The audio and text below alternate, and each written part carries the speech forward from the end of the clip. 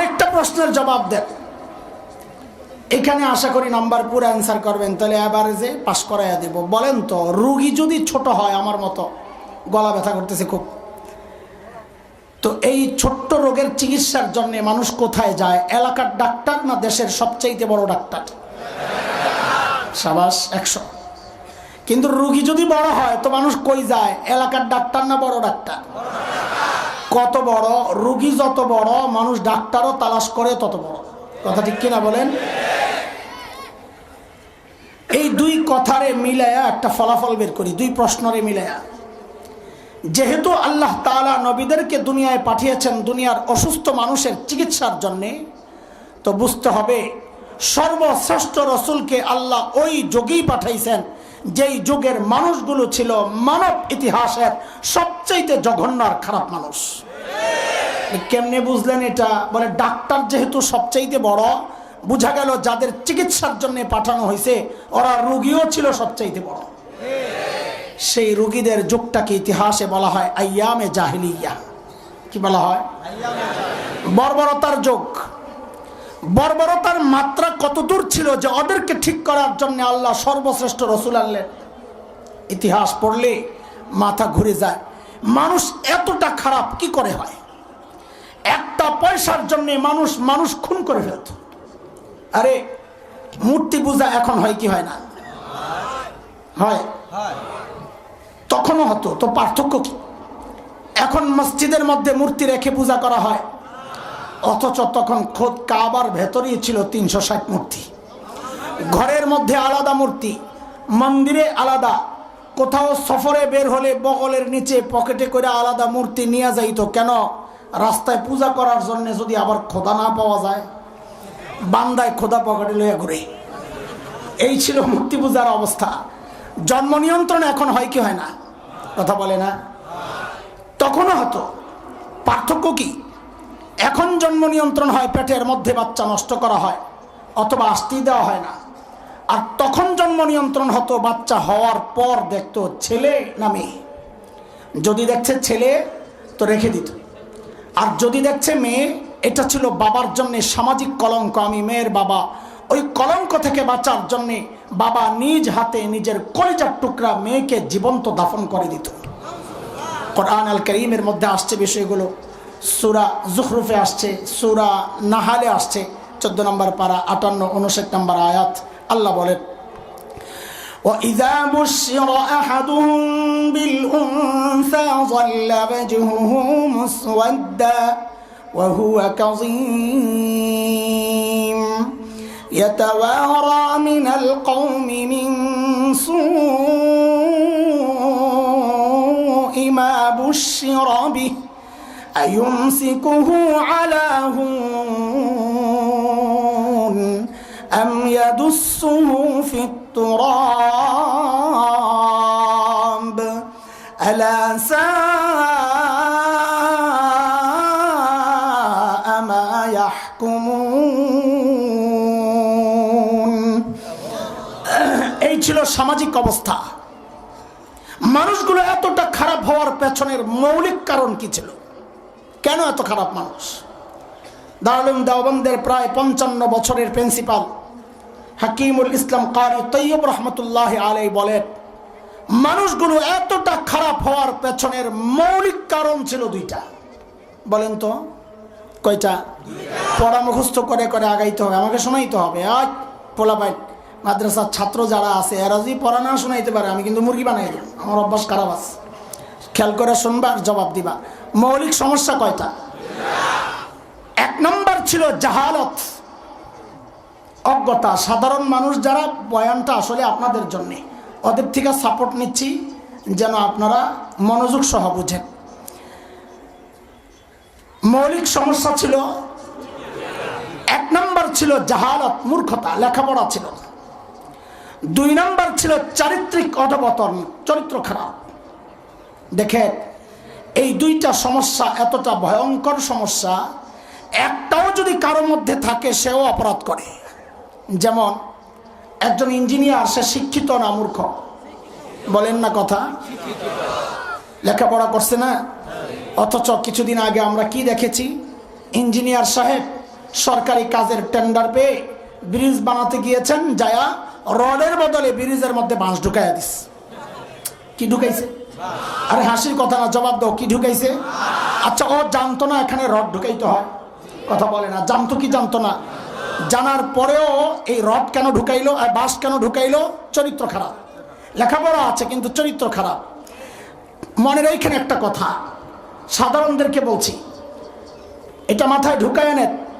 কিয়ামত পর্যন্ত সমাজের যত সমস্যা আসবে, সমস্ত সমস্যার পেছনের এই মৌলিক সমস্যা এই দুইটাই, মূল কারণ এই দুইটাই।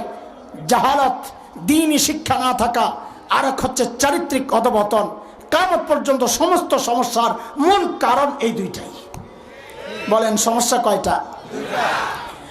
মৌলিক এই দুই সমস্যা মোকাবেলার জন্যে, ঠিক করার জন্যে আল্লাহ সুবহানাহু ওয়া তাআলা সর্বশ্রেষ্ঠ রাসূল সাল্লাল্লাহু আলাইহি ওয়াসাল্লামকে মৌলিক দুইটা জিম্মাদারি আর সমাধান দিয়ে আল্লাহ আমার নবীকে দুনিয়ায় পাঠায়া দিয়েছেন। বলেন তো এবার ঠিক করে সমস্যা কয়টা? সমাধান বলে না, সমাধান আবার বলেন, এটা আমাদের আলোচনার মূল পয়েন্ট। বলেন সমস্যা কয়টা? সমাধান আবার বলেন সমস্যা কয়টা? সমাধান।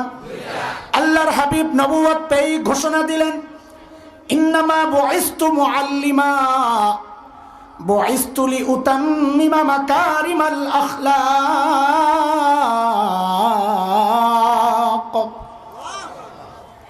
এক নম্বর নবী বলেন, আল্লাহ আমাকে শিক্ষক বানায়া দুনিয়ায় পাঠাইছেন। কি বানায়া? বলেন কি বানায়া? আমার নবী কি ছিলেন? কথা বলে না, কি ছিলেন? এটা মুখস্থ শোনাই, তবে আমি আবার জিজ্ঞেস করব কথাগুলো, এই জন্য বারবার বলাচ্ছি। আমাদের নবী কি ছিলেন? আমাদের নবীকে বলা হয় উম্মি নবী। কি? অনেকে অর্থ না বুঝে অর্থ করেন মূর্খ। নাউযুবিল্লাহ মিন যালিক। গাধা, তুমি মানুষের কাছে পয়রা শিক্ষিত হয়ে গেলা, আর আমার নবী পড়ছেন আল্লাহর কাছে, নবী মূর্খ হয়ে গেল। নাউযুবিল্লাহ পড়েন, মাঝে মাঝে আউযুবিল্লাহ নাউযুবিল্লাহ সুবহানাল্লাহ পড়েন। সব কিছু বাড়িতে পড়ার লেগে স্টক রাখেন না, এখানে কিছু পড়েন। তা আমাদের নবী কি ছিলেন? আল্লাহ আমার নবীকে কি বানায়া পাঠাইছেন? শিক্ষক বানায়া। কেন পাঠাইছেন? ওই যে মৌলিক দুই সমস্যার এক সমস্যা জাহালাত, মূর্খতা, ওইটা দূর করার জন্য। বুঝে আসছে কথা? দুই নম্বর নবী বলেন, আল্লাহ আমাকে সর্বোচ্চ উন্নত চরিত্র দিয়ে দুনিয়ায় পাঠিয়েছেন। কেন? আমি যেন এই চরিত্রহীন মানুষগুলোর পেছনে মেহনত করে করে ওদেরকে মানব ইতিহাসের শ্রেষ্ঠ চরিত্রবান মানুষ বানাতে পারি। বলেন তো এবার আবার আমার সাথে যুক্ত হন। মৌলিক সমস্যা কয়টা? সমাধান। কিয়ামত পর্যন্ত যত সমস্যা আসবে, ওই সমস্যার সমাধান ওই দুইটাই, যে দুইটা সমাধান নিয়ে আমার নবীকে আল্লাহ দুনিয়ায় পাঠাইছেন। বিকল্প রাস্তায় দুনিয়ার সমস্যার সমাধান কোনো কালে হবে না। আবার একটু পেছনে যাই, আমাদের নবী কি ছিলেন? একটু জোরে বলেন তো। শুনেন, কিছু কথা এখন বলবো, আল্লাহকে হাজির নাজির রেখে বলছি। আপনাদেরকে খোঁচানোর জন্যে, কষ্ট দেওয়ার জন্যে কথাগুলো বলছি না, বলবো না। কথাগুলো বলছি শুধুই আপনাদের হৃদয়ে আফসোসের আগুন জ্বালাইতে। হারে কি করলাম! আমরা বড় মুসিবতে আছি। যখন কবরের এই জমিনের নিচের বয়ান হয়, আসমানের উপরের বয়ান হয়, তখন ওইটার নাম দেন আপনারা ওয়াজ। আর এই দুইটার মাঝখানেরটার নাম হয়ে যায় রাজনীতির আলাপ। বুঝলেন না এই কথা? এই জন্য আমিও নাম পাল্টাইছি, আপনারা নাম পাল্টাইছেন, আমিও নাম পাল্টাইছি। আমি বলি না কবরের নিচে আসমানের উপরে, এটা হইল ওয়াজ। আর আসমানের নিচে জমিনের উপরে, এটার নাম ওয়াশ। কি কি বলেন? কি ওয়াজ যেমন জরুরি, ওয়াশও জরুরি। কথা বলেন না? ভাণ্ড পাক সাফ না করলে ওয়াশটা রাখবো কোথায়? কিন্তু এগুলো শুনতে মন চায় না, ভাল লাগে না। হুজুর খালি সবাই খালি রাজনীতি আলাপ করে, সুবহানাল্লাহ, চিল্লে চিল্লে কথা কয়, খালি একটাই দোষ, চিল্লে চিল্লে কথা। আচ্ছা চিল্লান দেবো না, ঠিক আছে তো, চিল্লানি স্টক রাখলাম, একবারে সারুম একটু পরে বানি। আপনারা যে খালি খেপা যান চিল্লাইলে, ভাই এতদিন যে চিল্লাইতে পারি না, আমার একটা কষ্ট আছে না? এটি জমছে না? ছোটবেলার একটা কিচ্ছা শোনার মতো করে, এক বুড়ি বেটি ভিক্ষা করে, সারাদিন ভিক্ষা করার পর বিকালবেলা ওর পোটলাটা কে জানি নিয়ে গেছে। কেমনটা লাগে? পরের দিন ভিক্ষা করতে নামছে বেটি, এখন কারো ছায়া দেখলেই খালি লাভ দেয়, কেরে ডট ঢুকছে আবার নিপটলা লইয়া যায়। কারো গুতা খাইলি কেরে, আওয়াজ শুনলে কেরে। সারাদিন কেড়ে কেড়ে করতে করতে মানুষ সারাদিন যা বলে রাতে ঘুমায়া ঘুমায়াও ওটা বলে। বাসের হেল্পার ঘুমায় বউয়ের লগে, সারাদিন যা কয় ওই ঘুমায়াও বউর পিছনে থাপড়ায় আর বলে ওস্তাদ বামে প্লাস্টিক। কথা ঠিক কিনা? এখন ওই বুড়ি যে সারাদিন কেড়ে কেড়ে করে, রাত্রে শুইয়াও খালি কেড়ে কেড়ে। রাতে ঘরে আইসে চোরে আয়া নাক ডাকা শুনেই তো সাহস করে ঢুকছে, যেই কেড়ে কইছে ও মা কোকে দিয়ে। এখন খাড়ায় খাড়ায় চিন্তা করতেছে ঘটনা কি, তো নাক ডাক দেয় একটু আগায়, কেড়ে কইলে পিছায়। চোরের মনে পুলিশ পুলিশ ডর লাগে, কেড়ে শুনলেই ডর লাগে। কতক্ষণ পরে বুঝছেন আরে এমনি চুরি করা হইব না, আমার যে কলিজা। আস্তে আস্তে সাহস করে বুড়ির কাছে যাইয়া নিজের লম্বা চাদর ছিল, ওই চাদরের একটা কোনা আস্তে আস্তে বুড়ির মুখের ভিতরে ঢুকাইছে। তেমন তো কেরের আওয়াজ বন্ধ হয়েছে, কিন্তু কেরের প্রোডাকশন তো বন্ধ হয় নাই, বুঝেন নাই? কেরে তো বাইরে দিয়েছে কিন্তু আটকায় রয়েছে আর কি। চোরে চুরি করে যাওয়ার সময় যে চাদর টান করে খুলছে, এখন তো বুড়ির সব কেড়ে একবারে বাইরে কয় করে। আমগো 15 বছর কথা কইতে দেন না, এগুলো আটকাইছে, এখন সব একবারই বাড়িব, ভাল না লাগলে জানকেন থেকে ভিতরে আটকাইছে না। এটি এখন ছাড়তেই পারে না, তো মরে যাবো রে ভাই, বুঝেন না এই কথা? তাও ডরায় না, আমি কিছু কমো না। এইবার বলেন আমাদের নবী কি ছিলেন? শিক্ষক। দেখেন আপনারা যারা মাদ্রাসা শিক্ষার সাথে নাই, আপনাদের গর্বের অনেক উপলক্ষ আছে। কেউ ইঞ্জিনিয়ার তার গর্ব, কেউ ডক্টর তার গর্ব, কেউ ডাক্তার তার গর্ব, কেউ শিল্পপতি তার গর্ব, কেউ সমাজপতি তার গর্ব, কেউ জনপ্রতিনিধি তার গর্ব, কারো ছেলে মেয়ে ইউরোপ আমেরিকায় থাকে তার গর্ব। আমরা যারা মাদ্রাসাওয়ালা, এখানে কওমি আলী আমি ভাগ করতে চাই না, আমাদেরও একটা গর্বের জায়গা আছে। আপনাদের মতো অত উপলক্ষ নাই, কিন্তু আমাদের গর্বের জায়গাটা কি জানেন? আমরা যেই লেখাপড়া করি না, ওই লেখাপড়ার গোড়ায় মুহাম্মদুর রাসূলুল্লাহ সাল্লাল্লাহু আলাইহি ওয়াসাল্লাম, এটা আমাদের গর্ব। বলে কেমনে? এটা আসলে সময় লাগবে, ছোট্ট করে আমি বলি। আমরা যে লেখাপড়াই করি না কেন, ওস্তাদের কাছে পড়েছি। আমার ওস্তাদ তার ওস্তাদের কাছে পড়েছিলেন আবু মুহাম্মদ আস-সারাখসি রাহমাতুল্লাহি আলাইহি, তার ওস্তাদ ছিলেন আবু আব্দুল্লাহ ফিরাব্বি রাহমাতুল্লাহি আলাইহি, তার ওস্তাদ ছিলেন মুহাম্মদ ইবনে ইসমাঈল ইমাম বুখারী রাহমাতুল্লাহি আলাইহি, তার ওস্তাদ ছিলেন হুমায়দি রাহমাতুল্লাহি আলাইহি, তার ওস্তাদ ছিলেন সুফিয়ান ইবনে ওয়াইনা রাহমাতুল্লাহি আলাইহি, তার ওস্তাদ ছিলেন ইয়াহইয়া ইবনে সাঈদ আল আনসারী রাহমাতুল্লাহি আলাইহি, তার ওস্তাদ ছিলেন মুহাম্মদ ইবনে ইব্রাহিম আত-তাইমি রাহমাতুল্লাহি আলাইহি, তার ওস্তাদ ছিলেন আলকামা ইবনে ওয়াক্কাস আল-লাইসি রাহমাতুল্লাহি আলাইহি, তার ওস্তাদ ছিলেন উমর ইবনুল খাত্তাব রাদিয়াল্লাহু আনহু, তার ওস্তাদ ছিলেন মুহাম্মদুর রাসূলুল্লাহ সাল্লাল্লাহু আলাইহি ওয়াসাল্লাম। এটা আমাদের গর্ব। আমাদের শিক্ষার গোড়ায় মুহাম্মদুর রাসূলুল্লাহ সাল্লাল্লাহু আলাইহি ওয়াসাল্লাম। আপনাদেরকে খোঁচানোর জন্য বলছি না, আবারও মাফ চেয়েছি। বিনয়ের সাথে জিজ্ঞেস করি, গর্ব তো করে, একটু বলেন তো শিক্ষার গোড়ায় কে? বলেন। পারবেন না? পারছেন না কেন? আমাদের কষ্টগুলো আপনাদেরকে বুঝাই, পারছেন না কেন? এই গর্বের পরিচয় দেওয়ার ঠিকাদারি মৌলবীরা আল্লাহর কাছ থেকে নিয়ে নেয় নাই যে আপনারা দিতে পারবেন না। দেওয়ার অধিকার আপনাদেরও ছিল, কিন্তু পারছেন না কেন? কোনদিন চিন্তা করেছেন? কারণ হচ্ছে ওই কুচক্রীরা আপনার আর আপনার সন্তানের সামনে এমন এক সিলেবাস রেখেছে, যে সিলেবাসে লেখাপড়া করে এই গর্বের পরিচয়টা দেওয়া যায় না। শুধু তাই না, গত 2 বছর থেকে আমাদেরকে আরেকটা গর্বের পরিচয় থেকে বঞ্চিত করার চেষ্টা হয়েছিল। বলেন তো আপনারা, আমরা কার সন্তান? কথা বলে না। কার সন্তান? কার সন্তান? না না, আমি বলি ছোট্ট ছোট্ট শব্দ বাড়াবেন যেখানে জরুরি, এখানে বলবেন আমরা নবী আদমের সন্তান। বলেন, এটা আমাদের গর্বের জায়গা, যেহেতু গর্বের শব্দ বলা লাগবে। একজন এমপি সাহেবের ছেলে, এমপি সাহেবের নাম আব্দুল্লাহ। ছেলেকে যদি জিজ্ঞেস করে তুমি কার ছেলে, ও কি বলবে? না খালি আব্দুল্লাহ বলবে। খালি আব্দুল্লাহ বললে ওর ও যে এমপির ছেলে, এই গর্বটা প্রকাশ পাবে। তো আমরা তো উইরা আসি নাই, আমরা জান্নাত থেকে আসছি মিয়া। আমাদের বাবা নবী আদম বলে হঠাৎ করে এইরকম বাড়াইতে শুরু করলেন যে ওরা যে কাটাকাটি শুরু করছে সেই জন্যে। বলে কোথায় কাটলো? মানুষ গণনার আগের সিস্টেমটার নাম ছিল আদমশুমারি। হঠাৎ একদিন উঠে দেখি আদম নাই, কাটা হয়ে গেছে। কাটছে, নতুন নাম কি দিছে? জনশুমারি। কোনোদিন জানতে চেয়েছেন এই ভাই আদম কেন কাটছো? এগুলো আপনাদের মাথা ব্যথা না, আপনাদের মাথা ব্যথা হচ্ছে পেঁয়াজের দাম 200 টাকা হয়ে গেছে, আলুর দাম 80 টাকা হয়ে গেছে, কেমনে চলুক, এটা নিয়ে আপনাদের মাথা ব্যথা। ওলামাদের মাথা ব্যথা হচ্ছে গোড়া নিয়া। এই ফালতু জিনিস নিয়ে আমাদের মাথা ব্যথা নাই। কাউকে জিজ্ঞেস করছেন যে আদম কেন কাটছেন? কাটার কারণ হচ্ছে শয়তান ওদের মাথায় বাসা বানাইছে, মাথায় গোলায়া দিস যে আমরা আসলে আদমের সন্তান না আমাদের পূর্বপুরুষ ওই জঙ্গল থেকে আসছে। একটারে দায়িত্ব দিছে মুসওয়ালা, এই সিলেবাস তৈরি করার জন্য। আমি তো বলি ওই মুসওয়ালা নিজে সিরিয়াখানায় 500-600 বছর আছিল, হঠাৎ একদিন দেখে লেজটা কাটা, তো আস্তে আস্তে সোজা হইয়া দাঁড়াইতে শিখছে। এই গত কয়েক বছর আগে হঠাৎ দাঁড়াইয়া বলে আই এম জাফর ইকবাল। কি বলে? ওরে দিছে সিলেবাস প্রণয়ন করার জন্য নাস্তিকরে। কিন্তু আমাদের আফসোসের জায়গাটা শুনে ওলামাদের প্রতিবাদের মুখে কুচক্রীরা পিছু হটতে বাধ্য হয়েছে।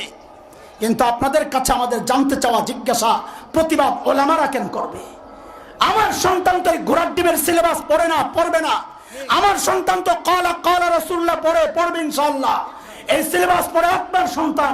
প্রতিবাদ আপনাদের করার কথা ছিল, আপনারা প্রতিবাদ তো করেন নাই, বরং বহু পোড়া কপাল প্রতিবাদী আলেমের বিরুদ্ধাচরণ করেছেন। বহু পোড়া কপাল এই প্রতিবাদকে রাজনৈতিক বক্তব্য আখ্যা দেওয়ার চেষ্টা করেছেন। দোস্ত, সব জায়গায় রাজনীতি টাইনেন না, এটা রাজনীতির ব্যাপার না, এটা আমার ঈমানের ব্যাপার, এটা আমার বিশ্বাসের ব্যাপার, এটা আমার আকীদার ব্যাপার, এটা আমার চেতনার ব্যাপার। আকাশের শকুনের আনাগোনা পরিলক্ষিত হচ্ছে, চক্রান্ত শেষ হয় নাই। অনেকগুলো সাপের মধ্যে একটা সাপ মাথা বের করেছে, বাকিগুলোও মাথা একটু একটু বের করেছিল। একটারে কোপ দেওয়ার পর বাকিগুলো পাথরের নিচে লুকায়া গেছে, পালায়া যায় নাই, এখনো দেশে আছে, ওদের চক্রান্ত অব্যাহত আছে। শুধু ডাক দিয়া যেতে চাই, যদি এমন করে দেখেন আরেকটা সাপ মাথা বের করেছে, সেটা প্রথম আলো হোক, সেটা ভারতীয় মিডিয়া হোক, সেটা ভারতের পাঁচাটা গোলামরা হোক, আরেকটা সাপ যদি মাথা চাড়া দেয়, আলেমদের সাথে বিচ্ছিন্ন না হইয়া আলেমের হাতে হাত রেখা, কাঁধে কাঁধ মিলাইয়া, মুষ্টিবদ্ধ হাত উঠাইয়া একসাথে উচ্চারণ করতে হবে, বাংলাদেশে নাস্তিকতার চর্চা করতে দেওয়া হবে না, দেওয়া হবে না।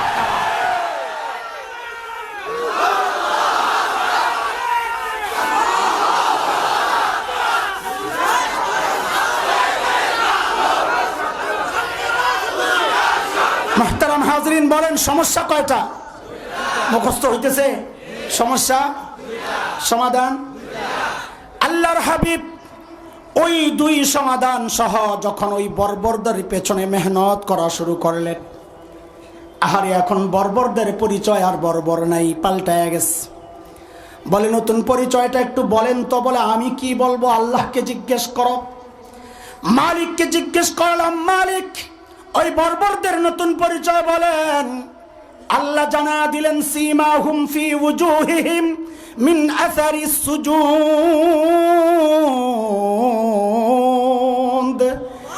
ওদের চেহারার মধ্যে সেজদার চিহ্ন দেখবা। বলে সেজদার চিহ্ন তো বাহির দিয়া, তার মানে বাহিরে ফিটফাট, আবার ভেতরে সদরঘাট কিনা? আল্লাহ বলেন না না না, আমার নবীর সাহাবীরা বাহিরও 1 নাম্বার, ভেতরেও 1 নাম্বার। বলে ভেতরে 1 নাম্বার বুঝবো কেমনে? আল্লাহ বলেন যেন তোর বোঝার দরকার কি? শোন, তুই যে মুত্তাকি, তোর পাশের মানুষ সাক্ষী দেয় না, পীর সাহেবের কাছে তার বউ বড়ি দেয় না, চিনি আপনার ভালো মতন, হ্যাঁ ঘরে দাম নাই, যত বড় হুজুর আছে খবর লেগে দেখেন, চিনি আপনার ভালো মতো। এক পীর সাহেবের লোকে বোর তো সারা জনম খালি গন্ডগোল লেগেই থাকে। আরে আমার কপাল, তুমিও একটা পীর, তেলা পোকাও একটা পাখি, খালি খোসায় বেড়ারে।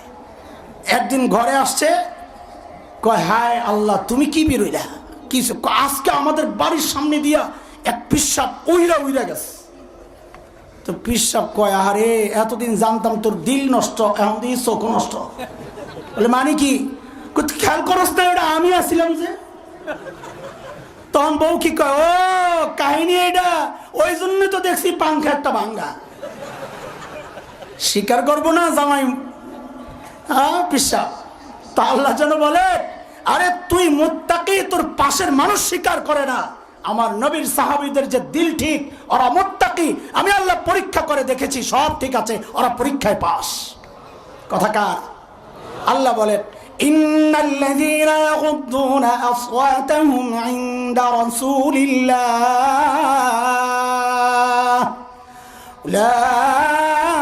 উলাইকাল্লাযীনা ইমতাহানাল্লাহু কুলুবাহুম লিত্তাকওয়া লাহুম মাগফিরাতুন ওয়া আজরুন আযীম।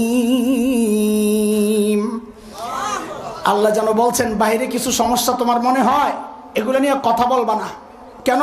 বলে আমি ওদের দিল দেখছি, দিল ঠিক আছে, একটু ভুল টুল করছে যে, তো আল্লাহ বলেন লাহুম মাগফিরা, ভুল করলে আমি মাফ করে দিছি। তোর কি কাজী সাহাবীর নিয়ে যারা কথা বলে, সাহাবীদের চরিত্রহানের চেষ্টা যারা করে, খুঁটে খুঁটে সাহাবীদের দোষ যারা বের করে, আল্লাহর কসম খায় বলি আল্লাহর ক্ষমার এই সিদ্ধান্তকে তারা মানতে পারে নাই, এই জন্য সাহাবীর দোষ তালাশ করে। নবীকে জিজ্ঞেস করলাম ইয়া রাসূলুল্লাহ, আল্লাহর কথা তো শুনলাম, এবারে আপনি একটু কর। ওদের নতুন পরিচয় বলে। কাদের? বলে ওই যে বর্বর আরবদের।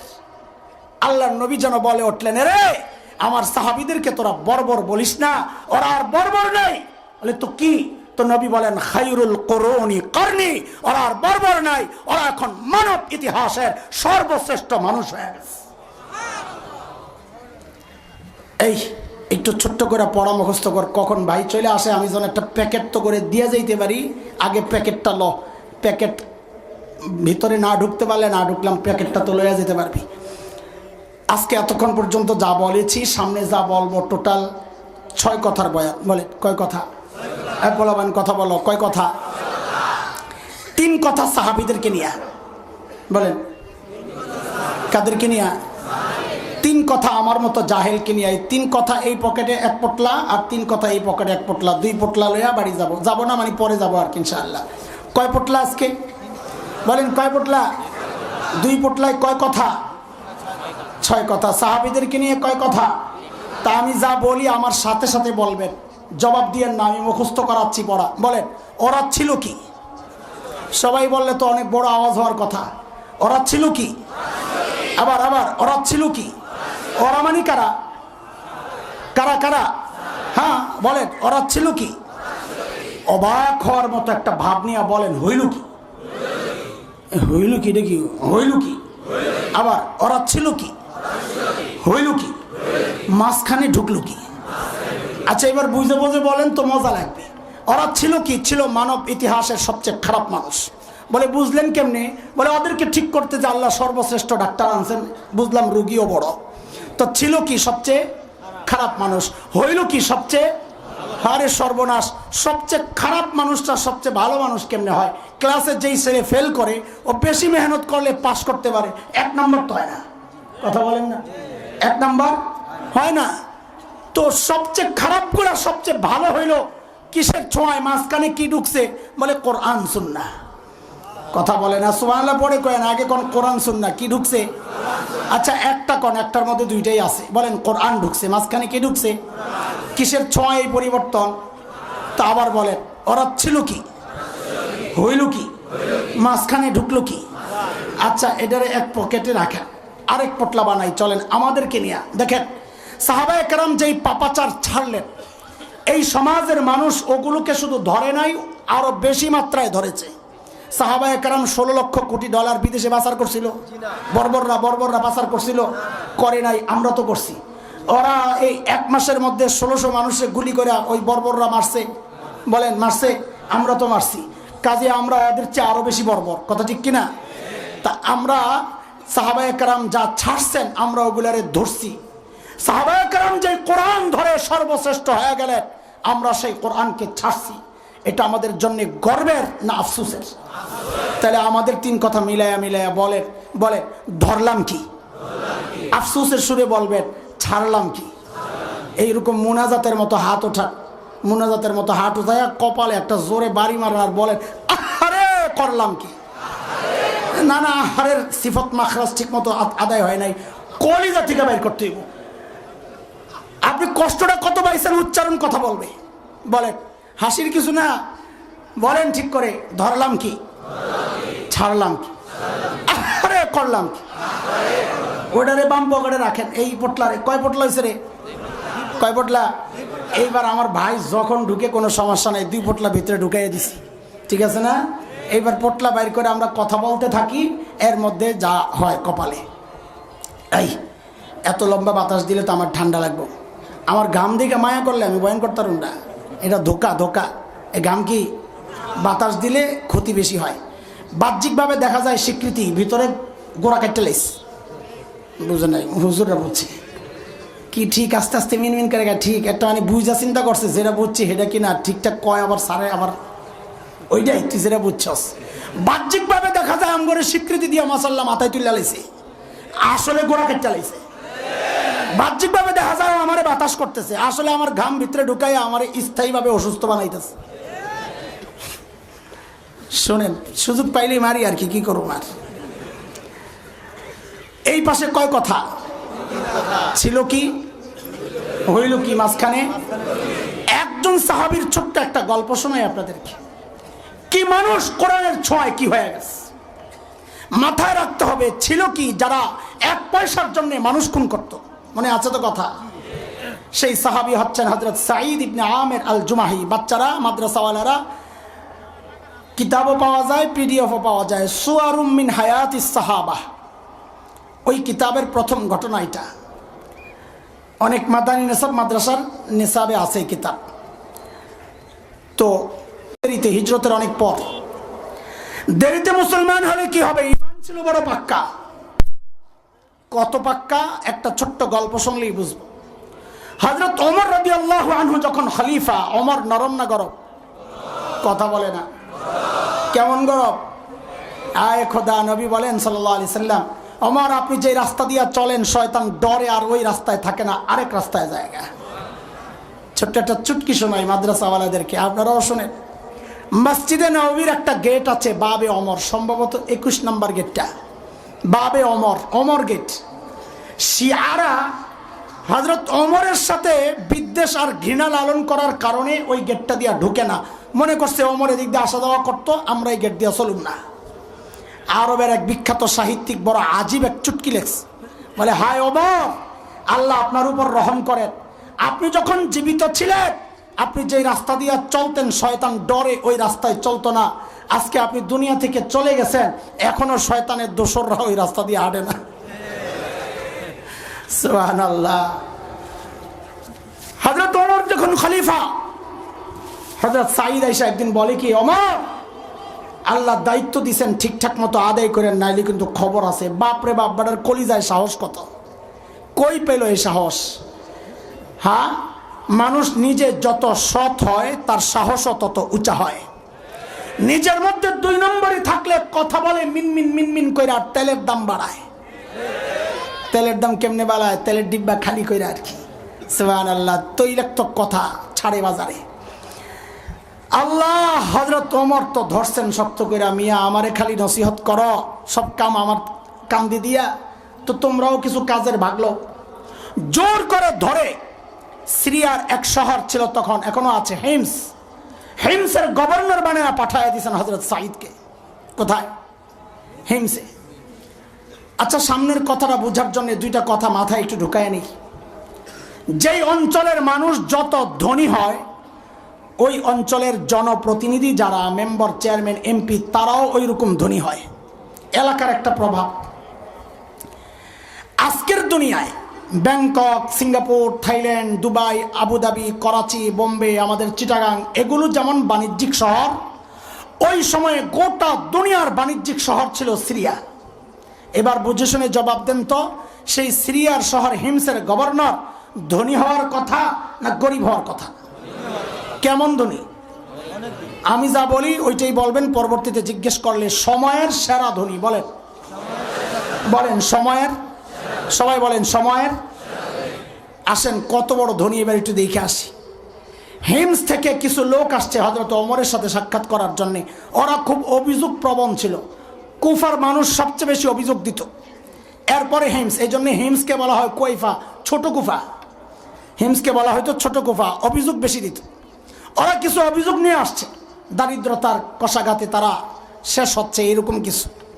তো তো হযরত ওমর বললেন কি, তোমরা একটা কাজ করো, হিমসের গরিবদের একটা লিস্ট দাও আমারে, আমি রাষ্ট্রীয় কোষাগার থেকে বাইতুল মাল থেকে ওদের জন্য কিছু বরাদ্দ দিয়ে দিব। তো হিমসের লোকেরা হুকুম পায় এই লিস্ট একটা করছে বড় লম্বা।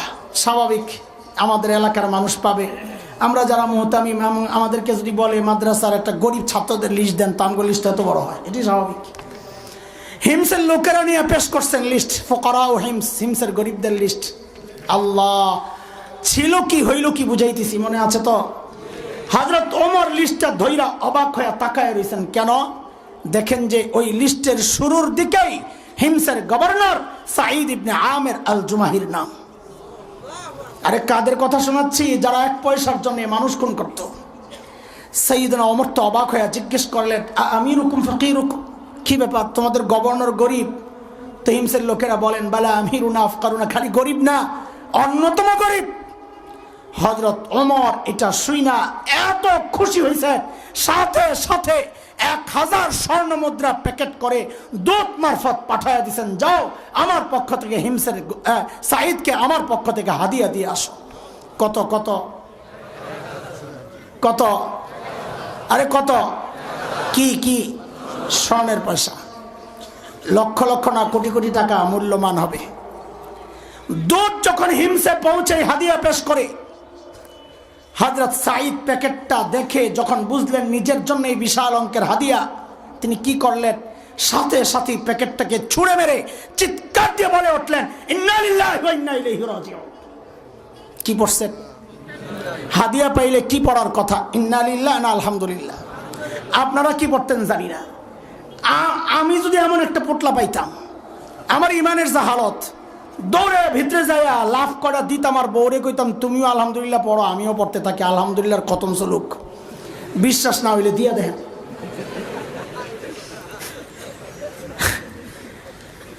আহারে, আমাদের সাথে সাহাবীদের পার্থক্য এখানে।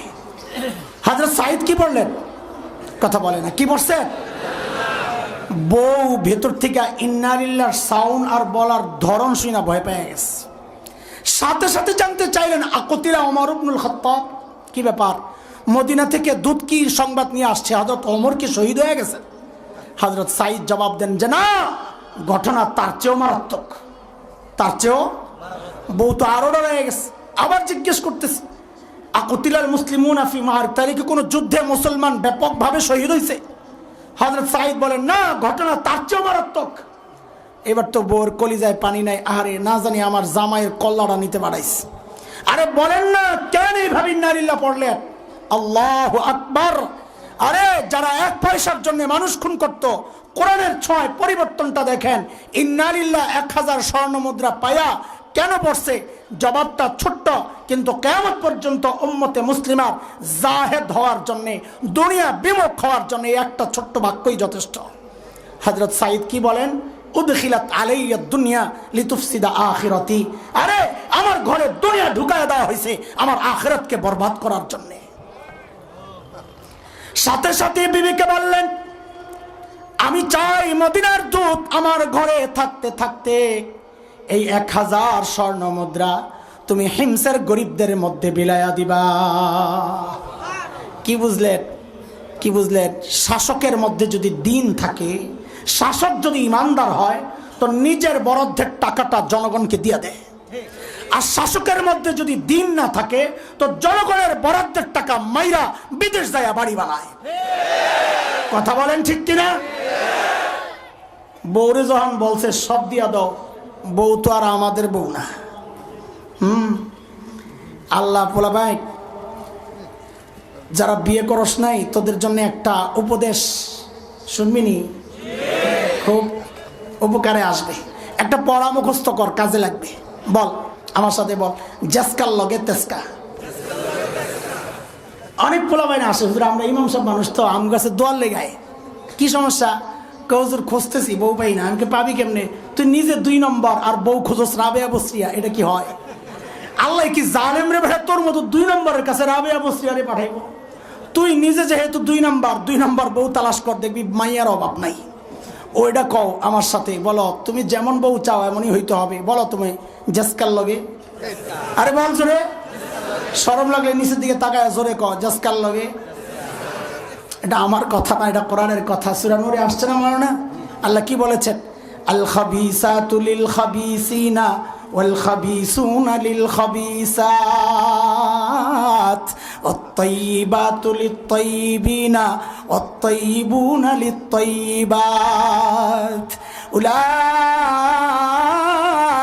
মুবাররাউনা মিম্মা ইয়াকুলুন লাহুম মাগফিরাতুন ওয়া রিজকুন কারীম। এর সংক্ষেপ তর্জমা যদি করি, ওই পিছনে আমার চেয়ে অনেক বড় বড় মুহাক্কিক ওলামা বসে রয়েছেন, সংক্ষেপ তর্জমা করলে এটাই বাইর হয়, জাসকার লোকে তেসকা। মানে কন্যা আপনি পান্ন সহ বলেন, ঠিক আছে? আল্লাহ নবীর সাহাবী তো ওই রকম বউ দিছেন আল্লাহ ওই রকম। আমাদের বউরে যদি কইতাম সব দিয়া লাও, আচ্ছা আপনাকে বউ ভালো আছে, এলাকা ছাড়ি নাই, আমি কোন বিপদে পড়ি, আমারটার উপরে দিয়া যাক, কাছে নাই। যদি বলতাম সব দিয়া লাও, একটা ভেসকে যে মাল লইলে আমার সব দিয়া লাই, ঘরে কত কিছু লাগবে, আসলে তো কত কিছু লাগে আমার তো খবর নাই। বেশি পিড়াপিড়ি করলে বলতো কি যে একটা কাম করেন, দুইটা ভাগ করেন, অর্ধেক আমার অর্ধেক আপনার, আমারটা থাক আপনারটা দিয়ালান, বহু সওয়াব হইব। কিন্তু বউ তো কার? আহা, কথা বলে না, বউ কার? সাহাবীর। জাসকার লগে তেসকা অত্তাইয়িবাত লিত্তাইয়িবিন বলার সাথে সাথে বউ 1000 স্বর্ণ মুদ্রা নিয়ে হিমসের গরিবদের মধ্যে বিলাইয়া দিয়া দিস। দূত এই সমস্ত কারবার দেখা কয়, হায় খোদা, আসলাম কই, এরা মানুষ না ফেরেশতা, এরা মানুষ না ফেরেশতা। দ্রুত ফেরত গেছেন মদিনায়। হযরত ওমরকে যা যখন শোনাইছেন সব, হযরত ওমর এতটা খুশি হয়েছেন, আবারও পাঠাইছিলেন, আবার যাও, আবার গেছে। বউ এবার একটু মোড়া দিছে, কি বলে যে আগে তো সব দিছেন, কিছু ঘরে কিছু লাগবে। আসলে কত অভাবী ছিলেন, যদি গল্পটা শেষ করতে পারি তখন বুঝবেন কত অভাবী ছিলেন। ঘরে তো কিছু লাগবে, কিছু রাখলে কেমন হয়। তা হযরত সাঈদ বলেন, তোমার কি দরকার কিছু টাকা পয়সা? কত, সবটা রেখা দাও। বউ তো এবার ভালোই খুশি হয়েছে, আচ্ছা ঠিক আছে। তাইলে একটা কাজ করো, শোনো, আমরা তো গরিব মানুষ, আমাদের ঘর ভাঙ্গাচুরা, ডাকাইতে এসে এত বড় টাকা লয়ে যাব, এমন একজনের কাছে আমানত রাখি যে কোনোভাবেই নষ্ট হওয়ার সম্ভাবনা নাই, বরং আমরা যখন বিপদে পড়বো তখন খালি দিবেন না, অনেক বাড়াইয়া দিবেন। বউ তো কয়, তাহলে আরো ভালো হয়। কয়, তাহলে সবটাই দান করে আলো। কেন? কারণ সবটা দান করা মানে আল্লাহর কাছে আমানত রাখা। হাসরের মাঠে যখন দরকার হবে তখন শুধু এটাই ফেরত দিবেন না, যতটুকু পাইলে জান্নাতে যাওয়া যাবে অতটুকু আল্লাহ ফেরত দিবেন।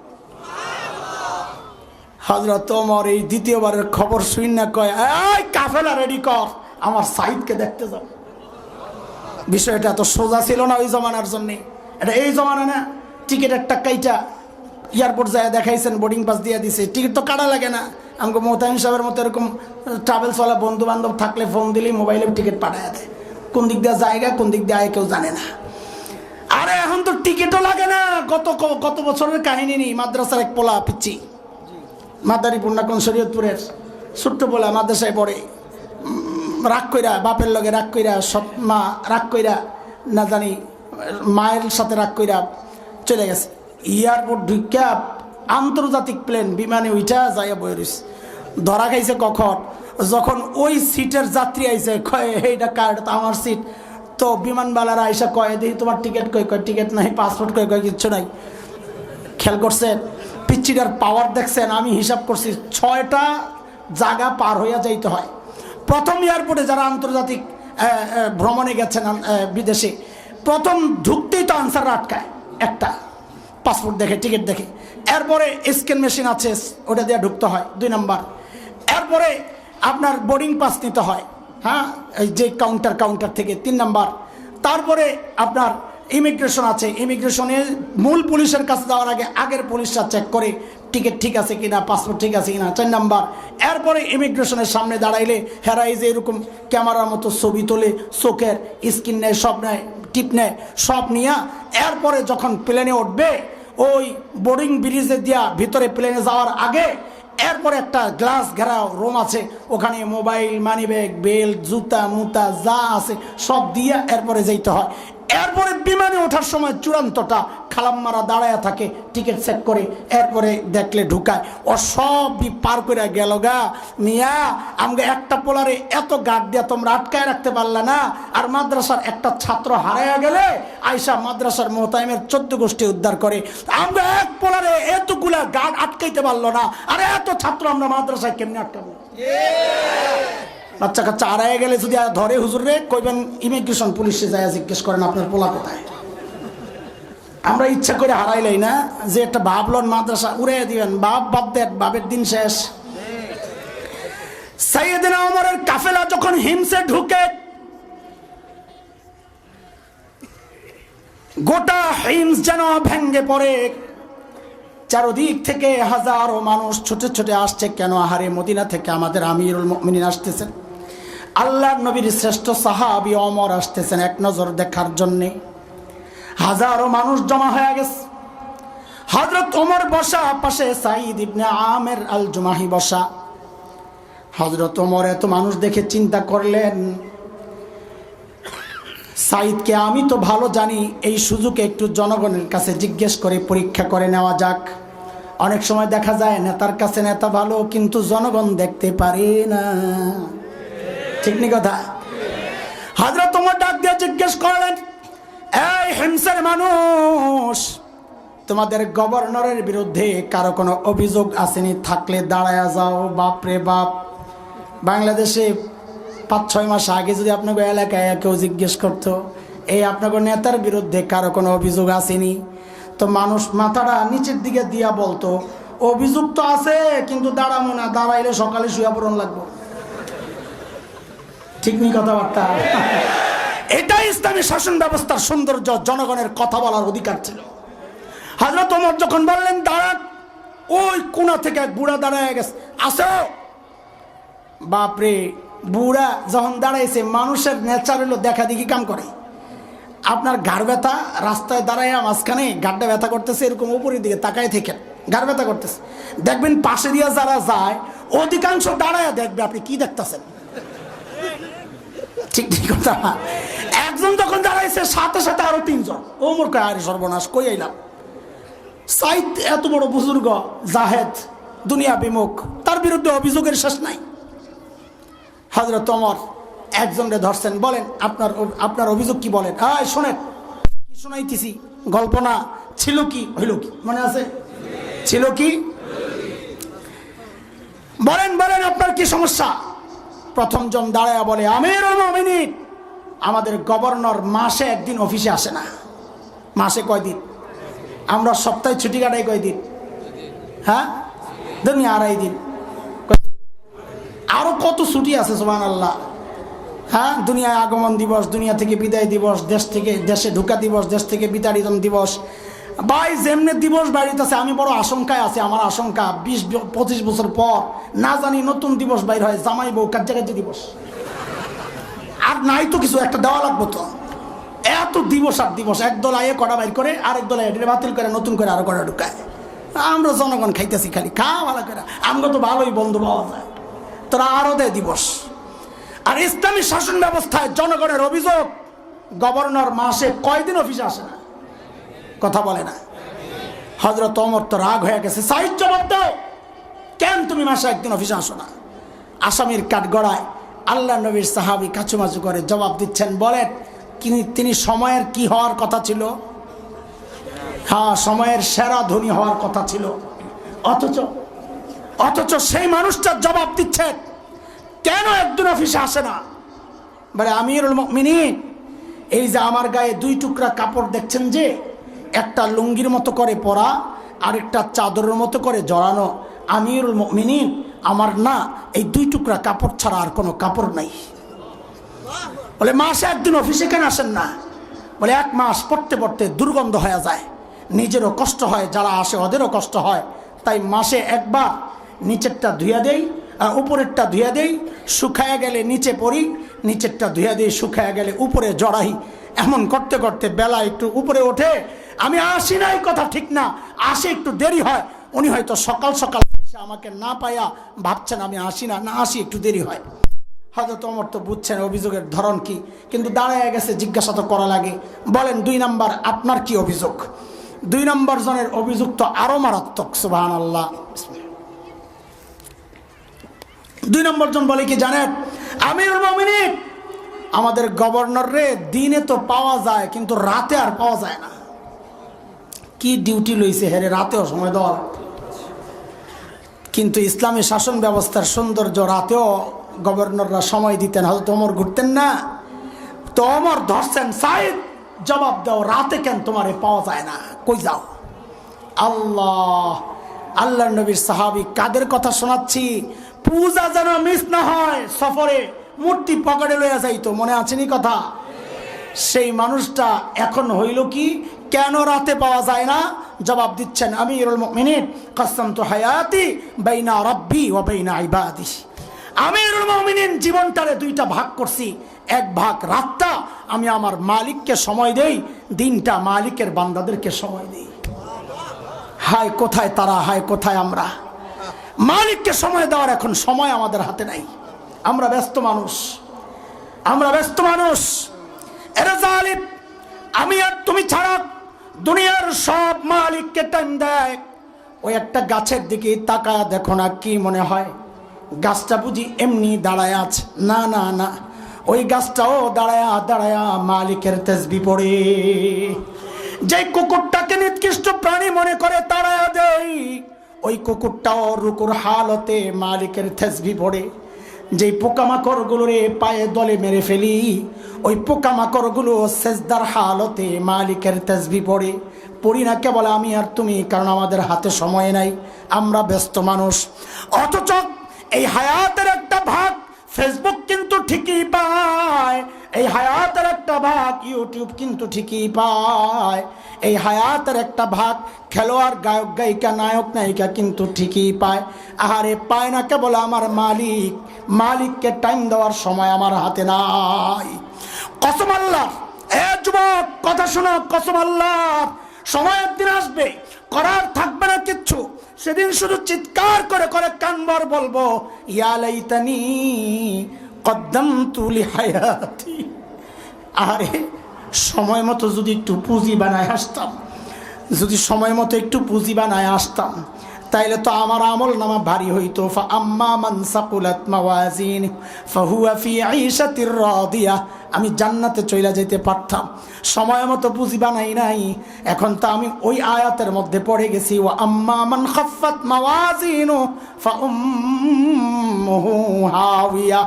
পুঁজি বানাও, পুঁজি বাবা, পুঁজি লাগবে যুবক বন্ধু, পুঁজি লাগবে। পুঁজি ছাড়া আগানো যাবে না। মাশাআল্লাহ, কই মাশাআল্লাহ, ঠিক আছে মাশাআল্লাহ। আরো 10টা মিলে এলাই, 110 হয়ে গেছে, আরো 10টা মিলে এলাই। তোরা ভুলে গেছিস গত বছরের কাহিনী। 150 হয়ে গেছে, আরো 50 মিলে এলাই, 50 বস্তা। সেই জাহিদ ভাই একটু একটু করে বাড়তেছিল খালি। আচ্ছা ঠিক আছে, আমি কথাটার এই পর্যন্ত আটকায় দিলাম।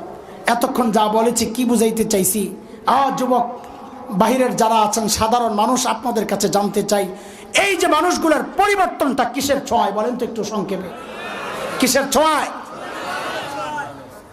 তো ওই তিন কথা রাখেন, এই পাশে 3 কথা ওঠান। যেই কোরআন ধরে সাহাবীরা সর্বশ্রেষ্ঠ মানুষ হয়ে গেছে, ওই কোরআন তো আল্লাহ আসমানে উঠায় নিছেন, তাই না? হ্যাঁ আছে, আছে, কথা বলেন আছে। ও পাওয়ার কমে গেছে, আগের মতোই? কথা বলেন, আরে কথা বলেন, আগের মতোই না পাওয়ার কমে গেছে? তো যেই কোরআন ধরে সাহাবী বর্বর আরব থেকে সর্বশ্রেষ্ঠ মানুষ হইলে, ওই কোরআন ধরে বুঝি আমরা সর্বশ্রেষ্ঠ মানুষ হওয়ার সুযোগ বন্ধ হয়ে গেছে। কথা বলে না? আরে সম্ভব কি সম্ভব না?